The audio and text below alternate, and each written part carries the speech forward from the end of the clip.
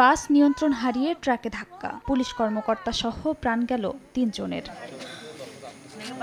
রোববার রাতে যশোরের বাঘারপাড়া উপজেলার ভাঙ্গুড়া বাজার এলাকায় সড়কের পাশে দাঁড়িয়ে থাকা ট্রাকে ধাক্কা দেয় যশোরগামী নড়াইল এক্সপ্রেসের একটি বাস। ঘটনাস্থলেই আক্তার হোসেন নামে এক যাত্রীর মৃত্যু হয়। আহত আবু জাফর ও পুলিশ কর্মকর্তা নিক্কন আঢ্যকে নেওয়া হয় যশোর জেনারেল হাসপাতালে। সেখানে আবু জাফরকে মৃত ঘোষণা করেন চিকিৎসক। অবস্থার অবনতি হলে নড়াইল সদর হাসপাতালে নিলে নিক্কনকেও মৃত ঘোষণা করা হয়। সোমবার সকালে জেলা পুলিশ লাইন্সে শ্রদ্ধা নিবেদন শেষে নিক্কন আঢ্যের মরদেহ নেওয়া হবে গ্রামের বাড়ি যশোরের বাঘারপাড়ার পুকুরিয়ায়।